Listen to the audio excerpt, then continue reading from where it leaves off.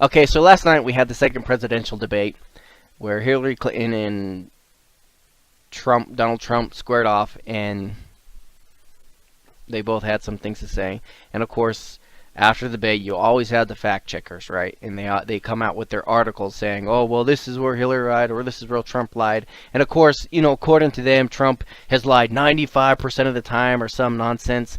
But really, who fact checks the fact checkers? Nobody does. And really the only people who believe the fact checkers, and this is true, mostly the people who believe the fact checkers are Hillary supporters, because they don't want to actually question the things the fact checkers say, because then that might mean that Hillary is actually a bigger liar than Trump. So they just say, oh yeah, the fact checkers say Trump is a liar. We accept it. We admit that. We don't want to question it. We don't want to fact check the fact checkers. We don't want to look into it ourselves and do our own research. If this is what the fact checkers said, we believe it. And that's a problem. There's a problem with the attitude, because just because they say it doesn't make it true. The only people who can really fact check the fact checkers are the people reading their fact checks. And again, this is a problem. The Hillary supporters, they don't read them. They don't double check them. They don't verify them. They just believe them. And I see this as a problem. And I'm reading this nonsense that they posted here, because it's mostly just biased nonsense. And there are some things that I read, and I just couldn't not say something about them, because I just couldn't believe they're actually trying to push these ideas. So we'll just go through this list. Some of them I'm not going to say anything about, and if I don't have anything to say anything about it, you as an individual have the ability, the capacity to go to Google yourself and look it up yourself and find out for yourself. Feel free to do so. I'm not going to discourage you from doing that. In fact, I'm not going to discourage you from doing your own research. In fact, I would encourage you to do your own research. The problem with these fact checkers is that they discourage you from looking into it yourself. They want to say, hey, we already looked into it. Trump is a liar. Just believe us. Don't question it. And people just go along with that. And I find that to be problematic. So let's start looking into some of these things. And then the first thing they say is Trump said he didn't urge people to check out a sex tape about former Miss Universe Alicia Mercado.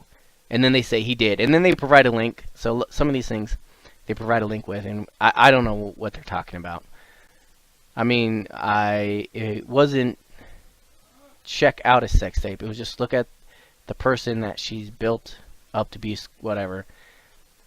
Did Crooked Hillary help to check out the sex tape and passed? So what? Like, this is petty. Like, this is a non-issue, but whatever. I guess they want to put it up there. Trump said healthcare costs are going up by 68%, 59%. Said national estimate ranges are far lower. And again, it doesn't matter what the national estimate ranges are.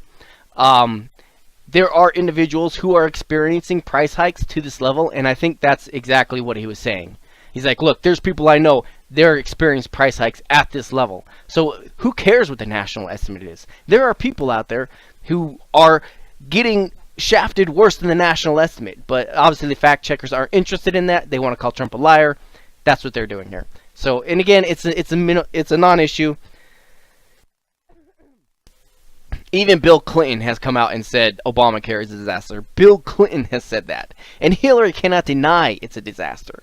Her idea is, let's keep it in place and let's just renovate it to fix it. And Trump's like, no, scorched earth, we're going to remove it. We're going to replace it with something better.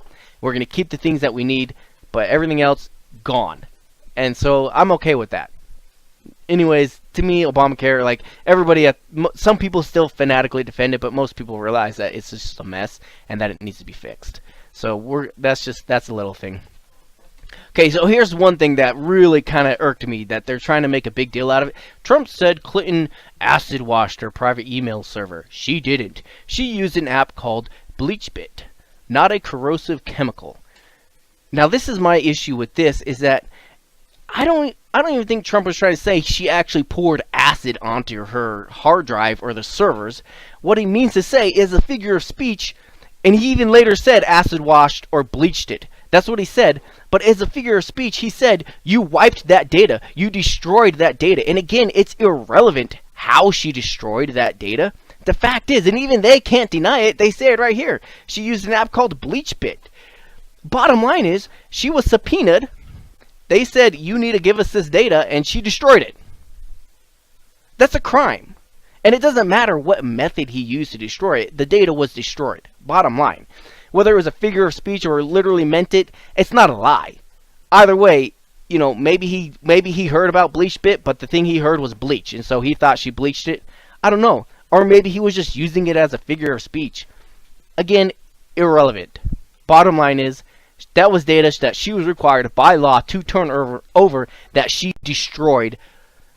She methodically destroyed it with an app, and not even the fact checkers can deny that. So even though they're trying to call Trump a liar here, the fact is he's telling the truth. She destroyed the data. And if you want to get caught up in semantics, and we'll talk about semantics later, but if you want to get caught up in semantics, well, she didn't actually pour bleach on it. She used an app called BleachBit. So what? He's correct. She destroyed the data, and that is the problem. And so instead of getting so caught up on these petty little things to try and distract people from the fact that she destroyed the data, let's just look at the point he was trying to make, which was, yes, she destroyed that data. So that is totally, it's not even worth listing, but they got to put it out there because they want to do everything they can to discredit Trump. I mean, if they got so petty for every little thing Hillary said, this list would be on for about 100 pages. I swear, but whatever. Again, it's a little thing, it's a non-issue, but of course they got to put it in their list. Number 3. Okay, so let's move on. Trump said Clinton doesn't know Russia hacked the DNC. U.S. intelligence has said they very likely did. And again, but you don't know that. And so Trump was correct. This was not a lie. Clinton does not know that. Sure, there's people in the intelligence community, I guess. I don't know who these people are, but the media keeps talking about them. Oh yeah, and Obama keeps talking about them because, again, as we know, Obama has already come out in public support of Hillary. So obviously his administration is going to come to the conclusions that Hillary wants them to come to. They're all in this together, guys. They're all in this together. So anything that comes out of the Obama administration is just buys garbage. You need to take that with a grain of salt. And I haven't seen any names. Maybe somebody has some names on who these intelligence community people are who have said, oh yeah, we think this is Russia. But nobody has any proof that it's Russia. They just have suspicions, or they say, well, maybe they likely did it. But again, you don't know. And if you don't have proof, you don't know. So when Trump says you don't know, he is correct. That is the fact. So he was not lying there. It's not even worth being on this list. But again, they're being petty and they got to put it up there. He was correct. We don't know it was Russia. There are people who suspect it was Russia, but we have no proof. He is correct in saying that. Trump. All right, so let's go to number 5. Trump said Clinton got a man accused of raping. Okay, so it says Trump said Clinton got a man accused of raping a 12-year-old girl off his charges. Okay, so and then this is their link that they pry, and he says she didn't. Okay, so that's their comeback there. Okay, so it says she is, all right, so what do they say here? Her client she represented got him off. What do they say? The prosecution mishandled key evidence. Okay, that's true. In the case, and her client eventually took a plea deal to a much lesser sentence, which is the same as getting off. Like, pretty much. And yes, she was his attorney. She facilitated that. Yes, she did. And she did laugh while discussing it in an interview with a reporter. And they say, well, she didn't laugh at the victim directly. But, I mean, to me, that's no laughing matter. There's nothing funny about that. He raped a 12-year-old girl, and she got him a plea deal. And they don't even tell us. Here's the funny thing. They don't even tell us what this lesser sentence was. I mean, was he in jail for a year? I think it was, like, either way, he got off. He got off. He didn't have to pay for his crime fully. He got off. He got her off. She was his attorney. And again, people are going to view it differently. Obviously, the fact checkers, no, she didn't get him off because he got a plea deal. Yeah, to me, I see that as he got off. So I diverge with the fact checkers on their conclusion about that, and I'm pretty sure there's plenty of Americans who agree with me. So that's fact checkers pushing their idea as a fact, which is why they're not fact checkers at all. They're biased, they're opinionated, and they push their biased ideas and opinions as fact, which is absolutely unethical. But whatever. Most people already see through their scam anyways. Okay, so Trump said Clinton viciously attacked 4 women. This is largely unsubstantiated. Okay, which means that there is evidence that she did. And again, that's the fact checkers glossing over that, especially the testimony of the individuals who say, yes, Hillary threatened me after I began bringing accusations against Bill. I got threats from Hillary. She said, one of the witnesses grabbed her. From what I hear, one of the witnesses she grabbed one of the victims by their arm and said, with her wicked little smile, your actions have consequences. And again, that's something I learned from one of Louder with Crowder videos. But either way, there's testimony from the victims. Again, maybe they don't have proof, but there are victims who testify against Clinton and against Hillary and Bill Clinton and her vicious attacks against them. Again, okay, sure, there's no proof, but there is evidence. And again, it's not substantiated because it hasn't been proven in a court of law. But that only matters if it's something against Clinton. If it's an accusation against Trump, it just needs to be an accusation, right? It doesn't have to be proven. It just needs to be an accusation. And then the fact checkers are all over it. So again, that's more of their bias. Look, whether you believe the witnesses or not, the testimony of the witnesses, that's up to you. But for them to just come out and say, well, this is largely unsubstantiated, I mean, that's just biased garbage. There is evidence, and Trump was speaking on that evidence. So Trump said his 2005 recording didn't describe sexual assault. Okay, and this is interesting because we're talking about semantics. Earlier when I was talking about semantics and how they focus so much on semantics. They focus so much on semantics up until this point. Because he said he could grab them by the pussy. He didn't actually say he did. And again, if he had said, yes, I did this, that would be a confession. But that wasn't a confession. Again, if you brought that into a courtroom and said, yes, this is a confession, it wouldn't hold. Because they would say, well, he said he could. He didn't actually say he did. And again, this is important. If you're going to accuse someone of sexual molestation or confessing to sexual molestation, you need to have a pretty solid case for that. And they do not. Again, it was banter. He said it was banter. It was locker room banter, as he calls it. Nothing more. And he said he could. He never said he did. He never said he confessed to those. I mean, in that banter, he didn't confess to anything. It was a speculative situation. And again, for people who like to focus so much on semantics, all of a sudden they don't matter anymore. All of a sudden they don't matter to them anymore. What is their... I just start kissing like cement. Just kiss them. I don't even wait. And when you're sorry, they let you do it. You can do anything. Grab by the pussy. So he said you can do anything. He never said that he did. He said I can, basically. Kissing, like he says, I just start kissing them. So maybe that could be construed as confession that he kissed them. But I mean, kiss them where? On the cheek, on the lips. Again, that can't even. I mean, that is a very tough case, and again, it'd be very difficult to get this to hold water in a court of law. It's like a magnet. Okay, so he's magnetically attracted to beautiful women. Just kiss. Okay, I don't even wait. Okay, again, that's not a confession to sexual harassment. And when you're star, they let you do it. Okay, he's talking about kissing there, and then he says you can do anything. Grab him by the pussy. Again, he didn't say he did. He said he could. And again, if you tried to bring this up in a court of law and use it as a confession to sexual assault, it would not hold water. But to the fact checkers, they don't care about that. And again, they focus on semantics until it doesn't benefit their cause. Then all of a sudden, semantics don't matter. So if we want to look at the semantics, as fact checkers love to do when they like to get petty, then no, you cannot say this is a confession to sexual assault. Because there is nothing here to say that he actually did this. And he's not confessing to anything. He's just saying he could. So, again, garbage.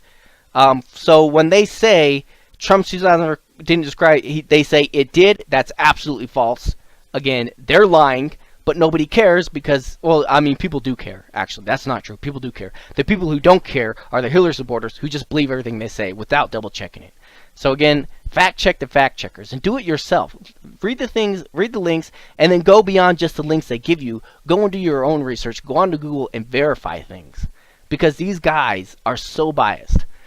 And let's move on to number 9.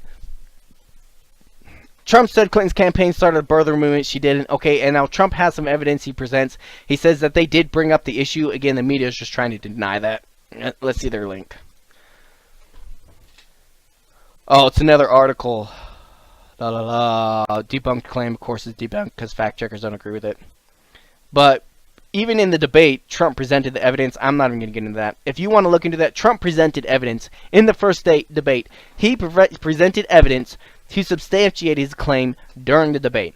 And if you want to Google that evidence, and if you want to verify it and check about it, you can do that on your own. I'm not even getting into that. It's really like, whatever. Who cares? Like, yes, Trump, he did attack Obama's citizenship. And he triggered, a big issue. And whatever. Like, it forced Obama to show his birth certificate and say, yes, I'm a citizen. Again, I even have questions about that. Like, it took Obama so long to show that birth certificate. I'm even suspicious about that. But it's over. Obama is out of office in January. It really is a non-issue. But they try to make it into an issue. And, I mean, they're beating a dead horse, They really are. It's like, let's find some real substantial issues to make an issue out of it. And again, that's something that, to me, it's like a non-issue. So if you want to look into that, go ahead. Be my guest. Trump said, again, look at the first debate, look at the evidence he presented, Google it, and look into it yourself. Don't just believe what other fact checkers tell you. Trump said Clinton wants single-payer health care. I don't care about that. Trump said San Bernardino shooters' neighbors saw bombs in their apartment. They didn't. I think there was things they saw that caused them to be suspicious. There is no evidence to back up claims. Shot and killed, explosions in the apartment. Do not. Okay, so they say there's no evidence, so they don't know that it actually didn't happen. They could have. Anyways, what Trump is saying is that the neighbors should have reported. If they saw something, they should have reported it. And again, fact checkers saying, well, we don't have any proof that they actually saw something. But again, they don't say why Trump came to that conclusion, or what caused that suspicion to come up in the first place. And again, I think I've heard things about it before, but I don't remember exactly. And again, that's something that people can look into themselves. But the bottom line is, the point Trump is trying to make here is that in the Muslim communities, like, they know when one of their members is going to do something horrific. Just like Martine's wife, they let her off, but she knew. He told her, she knew that he was going off the deep end, and he even had conversations with her that she should have, that should have driven her to alert the authorities, but she never did. She sat on it. She never gave that information out. And I doubt that she was the only one who heard anything. And that's the point he's trying to make. He's like, police your own. I mean, you don't want these Muslims giving you guys a bad image, then police your own. Report them to the authorities so they don't kill 50 people at a nightclub or 24 people on the street, Stop it before it happens. Because if they truly don't want that bad image, then Islam, that's what they should do. Trump said Clinton wants 500%, and they say it's true. Trump said the nation can't screen those refugees. And now here's the biggest one that I have an issue with. So they say, oh, well, that's a lie. We actually screen the refugees, which is absolutely garbage. Because they cannot screen these people. For one, they're probably just doing like mass checkoffs. Like, yeah, okay, these people are good, these people are good, these people are good, reform. Because this is a crisis. We're talking about millions of people. They do not have time to go through each individual and verify that they're, that they're good people or whatever, So this referral, like, even though they try to make it sound, again, it means nothing. The UN process takes 4 to 10 months. Yeah, that's because there's so many people that they have to get through. And only about 1% are recommended for resettlement. So what? Like, that, again, that means nothing. I mean, how many people are just swarming into Europe? And how many people do they want to... I mean, Hillary Clinton says she wants 65,000 to bring in 65,000. And that there's hundreds of thousands out there that the UN has decided need to be resettled. Like, again, in 10 months... Like, seriously, just do an exercise on your own and try to do research on 200,000 different people and get it all done within 10 months. Just go ahead and try it. And again, even with an army of people working on the paperwork, it is an overwhelming task. And that's just a part of my issue with them claiming that these people are getting screened. The other part of this issue is that we have no information on these people. Okay, these people are coming from Syria. Okay, so let's continue on and let's read what else they got. And they say, and that's before the United States begins. So the United States, so after the UN recommends them, the United States begins this okay, and they collect biographical information and fingerprints and run them through a federal terrorism and criminal database. That means nothing. Absolutely nothing. Okay, We do not have biographical information and fingerprints on all terrorists in the world. We don't have it. Everyone who has a malicious intent against the United States, we don't have information on them. We have information on a limited number of individuals who we have either captured at some point or either we have had interactions in at some point or some way. We have information on those individuals, biographical information on them. So all we do is make sure, okay, these aren't among the individuals that we have information on. And that's a limited number of individuals. There are far too many terrorists out there for us to have information on all of them. Not to mention, they don't even have to be terrorists, or they don't even have to be part of it. They just have to have malicious intent against the United States. Again, we don't have information on all those people. So this biographical, I mean, again, it sounds good, but it means nothing. It means nothing. So in addition, so let's continue on. In addition, the refugees are interviewed by Department of Homeland Security officials. If they pass those hurdles, whatever, an interview. Okay, that means nothing. Again, if you want to come into the United States and you want to kill Americans, are you going to sit in front of a DHS official and say, yes, I want to kill Americans? No, you're going to say, no, of course not. Of course I don't want to kill Americans. I love America. Please let me in. And then you're going to come in and you're going to kill Americans. Because, again, this interview means nothing. I mean, the San Bernardino shooter, again, represents the flaws in the system. I mean, she came here and radicalized her husband. She had hatred in her heart. Again, she went through a process and it totally missed her. And she went through a process that is more thorough than these refugees can go through, because they probably had more background information on her before they let her in. And again, that brings me to my final point, and the biggest issue with the Syrian refugees is that we have no background information. We have the biographical database that they talk about, but if they're not in that database, we have no information on them. Because these people are coming from Syria. Syria has been bombed to rubble. The country is in rubble.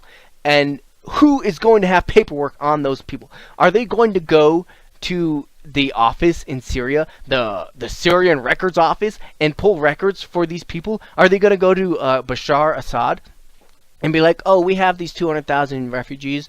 Would you happen to have their records? First of all, no, he doesn't. And second of all, if he did, he would not hand them over to us. It's not like he would just, yeah, sure, here's the records on all the people who are fleeing my country. No! We have no record on these people. Okay? An interview. So the UN does their whatever, their mass approval, whatever. Okay, we give them 1%, whatever. On people that they know nothing about, because they have no records on these people. We have no background on these people. We don't know about their school, what school they went to, where they're educated. Nothing. We know nothing about these people. Okay? Syria is in rubble. We have no records, and maybe some of them have records, but I would doubt that it's the large number of them. So I mean, how can we screen these people other than the interview? And what are they going to do in the interview? They're going to be like, oh, yes, of course, I love America. And even people who have records, who have been properly in San Bernardino, it shows a flaw in the system. We had more information on her, and she still got in. So what does that say about the people we have no information on, other than an interview, and then the UN recommendation, which means nothing to me, because my confidence in the UN is absolutely zero. If you say, oh, well, the UN High Commission recommended them, I say, I don't care. That means nothing to me. And then we scanned them through the biographical database. Again, that means nothing, because we don't have information on everybody out there. Well, then we interviewed them. Again, that means nothing, because they're just going to lie. And if they pass these hurdles, then they pass the medical screening. Again, that's not going to catch whether they're terrorists or not. Have a sponsor agency pass, whatever. Cultural orientation classes. Okay, yes, that's going to convert them from their terrorist ways, I'm sure. Like, none of this is going to prevent a terrorist attack, okay? And I'm sorry. It's not. The way we prevent it is not letting them in. And I know that sounds cruel. But if we want to help Syrians, and like Trump said in the debate, you could create safe zones in the Gulf states. Who should be responsible for these people? Because there are places there in the Gulf states where these refugees can go, but the states in that area, like the more successful states in that region, refuse to accept the refugees. And so what do? They just send them to Europe. But nobody is crying about the Gulf states who are literally rejecting their own brothers. No one's calling them inhumane or cruel. No, the only people we're calling cruel is Donald Trump. Someone across the freaking ocean in the United States who is literally disconnected. I mean, you talk about the UAE, Dubai, Saudi Arabia, the countries that are closest to this conflict, and you talk about how little they're doing to help their own brothers and sisters. It kind of highlights how cruel they are compared to the United States. Again, we're across the ocean. It is not our burden. The burden should be on them first, okay? Because they're the ones closest to this conflict, and they're the ones who are first to reject these people. That's why these people are going to Europe. That's why these people are going to the United States, because the people who are closest to them are refusing to take care of them. And if the people who are closest to them are refusing to take care of them, refusing to admit them into their country, maybe that should raise some red flags for us. Why are we so open to let them in if Muslim countries are not even willing to let them in? So maybe we should just think about that. So again, when Politifacts say, "Oh well, we definitely screen them," no, Trump is right. We can't screen them. I mean, we have an interview process. It's not sufficient. Screening means, yes, there's probably 95+% chance that this person is not going to harm Americans.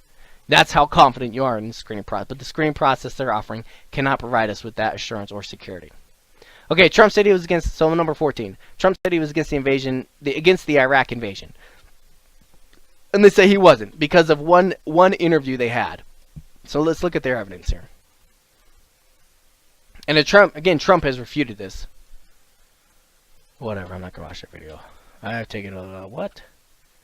The only report that found Trump speaking about the Iraq War before it happened was by BuzzFeed News. Again, BuzzFeed. Ugh. That's a problem in and of itself. Which reported that in a 2002 interview with Howard Stern, Trump was directly asked if he would support the invasion of Iraq, which didn't begin until March 2003. Okay. He said, "Yeah, I guess so. I wish the first time it was done correctly." Shortly after the Iraq War began, Trump began slowly condemning the discussion, blah, blah, blah. So again, that's not support. I guess so? Like, really? I mean, and Trump has a valid point, and Trump has even addressed that. He said, "I said maybe, but Hillary actually voted to go to a war in Iraq." Trump says he was opposed to it. He says he's had conversations talking about his opposition, and even they have to admit that his more public words on it began to show opposition, and that was back in the beginning. So again, for them to say he supported it, no. It's not like he was coming out and saying, "Yeah, let's go in there, let's knock him out, let's take..." No. Yeah, I guess so. That's not support. And he says shortly after, again, this is his own testimony, he says shortly after that, I became much more opposed to it. So, I mean, again, whether you believe Trump or not, that's on you. But fact checkers cannot come out and say, yes, he definitely supported the war in Iraq, because they don't know what he was saying in conversations with other people or what his support was, because the only thing they have is one interview, and that's it. And that's not enough for them to come to a definitive conclusion that Trump did support the war in Iraq. But they don't care. And again, when it comes to semantics, they only care about the semantics when it comes to supporting their cause. Otherwise, they just ignore it. So, they cannot say, yeah, he wasn't opposed to it. They can't say that because they don't know. And they're not willing to admit their own ignorance on the matter. So they just come to a conclusion and push it on people without having any kind of proof for it. And now he says, okay, so number 15, Trump says he doesn't know Putin. That's not what he said before 2015. Whatever. Who cares? Yes, okay, maybe he had a conversation. Again, that's something that's a non-issue. I mean, the difference is like Hillary's trying to paint him as someone who's like in bed with Putin, and that's, that's not true. And that's kind of what he's trying to say. Is like, yeah, I'm not what Hillary is saying about. Like, my relationship with Putin is not what Hillary. Yes, he has praised Putin. He says Putin has done well for his country. Compared to Obama, I think Putin has done much better. I mean, Obama set the bar pretty low for leadership, so it's not hard for Putin to pass that. Yeah. To me, that's just whatever. Trump called Obama's Syria red line a line in the sand, while Clinton said he was while Clinton said she wasn't Secretary of State then. And now they say they're both wrong. And this is where Trump was wrong. Get this. Again, when we're talking about semantics, oh no, we don't care about semantics until it supports our point of view. And then he says, they're both wrong here. It was a red line that President Obama drew on the use of chemical weapons in Syria, not a line in the sand. Are you kidding me? This is PolitiFacts' big comeback against Trump. No, Trump, it was actually a red line. He didn't actually draw. Again, we're talking again back to the acid washing thing. What? You guys get caught up in semantics until it doesn't support your cause, and then all of a sudden semantics, don't matter anymore. So what? Obama drew the line. Line in the sand, red line. Again, the point still stands. Yes, Obama was trying to draw a line and saying, don't cross this line. If you cross it, there will be consequences.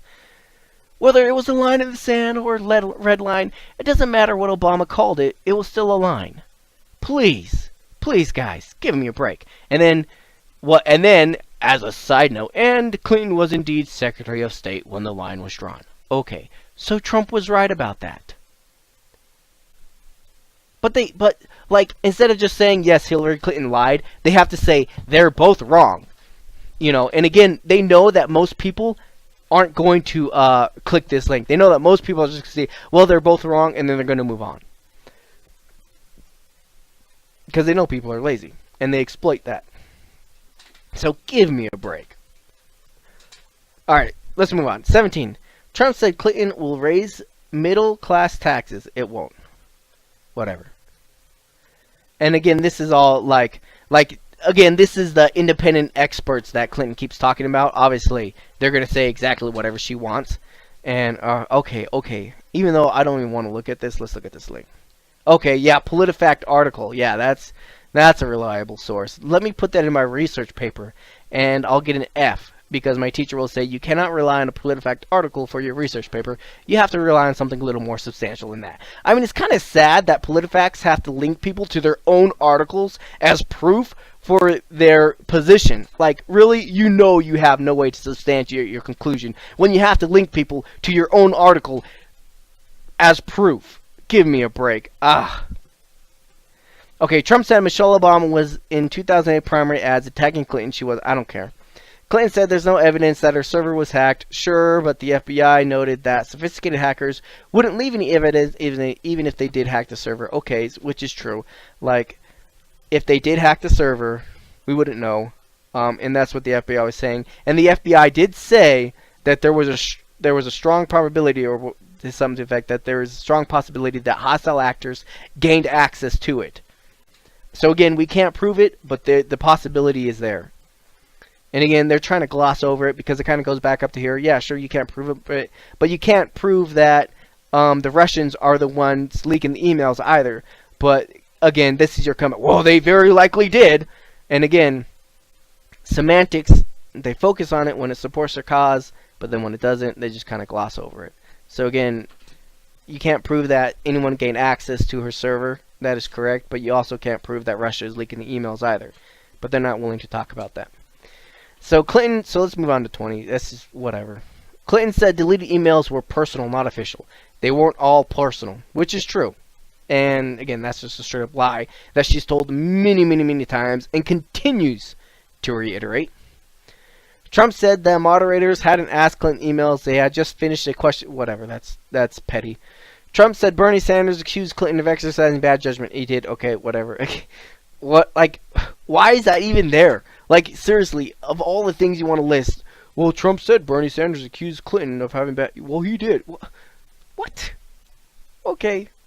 Trump said the Federal Immigration Enforcement Agency, ICE, endorsed him. They didn't. A union of some ICE employees did.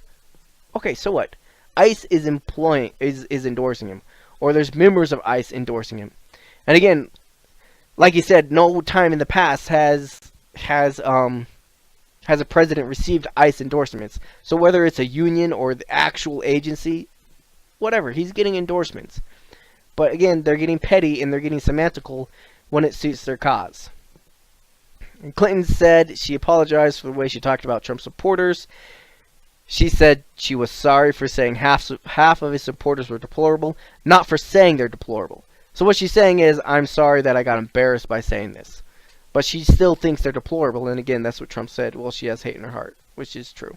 So yeah, I just I couldn't read the article and just let it go. Like, who fact checks the fact checkers?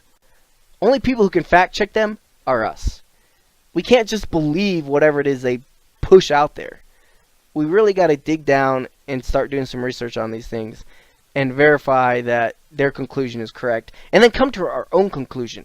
If the fact checkers come out and say, "Oh no, she didn't," or "That's unsubstantiated," don't just believe it.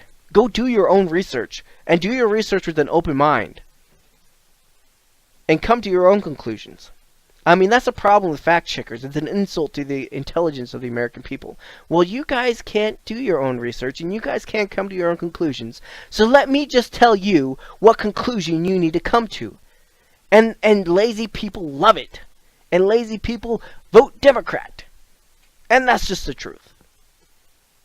They love people telling them what to think, because then they don't have to do their own research. They love their handouts. They love their checks. They love the government just taking care of them. They love Big Daddy solving all their problems, so they don't have to worry about that. So they can continue their lives in blissful ignorance in La La Land. Don't be that person. Look into these things these people are saying. Go to .gov websites. Go to .edu. Again, if you've never done any research papers, take a college course on how to do a proper research paper. And when you take that course, you will learn about what is known as first-hand sources, second-hand sources, third-hand sources, and reliable sources, all of that. Politifacts is not a reliable source. If you put an article from Politifacts or a fact checker into one of your research papers, you would get an F on that research paper. If you had a semi-decent professor, he or she would take your sources and throw them all out and give you an F on the paper and tell you, go back and redo this paper and find me some first-hand information, some first-hand sources, some reliable sources. Again, research papers, that have been peer-reviewed research papers are considered reliable. .edu, .gov are considered reliable and can be used in research papers, things like that. So go to those kinds of sites, get information from that kind of thing. Again, tweets, are first-hand information, so you don't necessarily have to believe what the person is trying to tweet, but it is a way to find out what somebody said.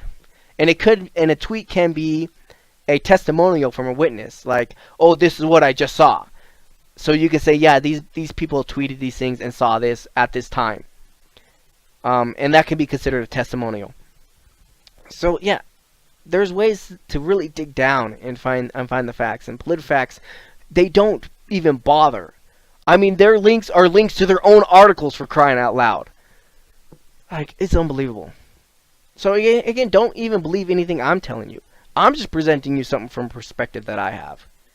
This is where I'm telling you why I take issue with the conclusions they're pushing. But don't just take my word for it. Learn for yourself. And I will leave you at that.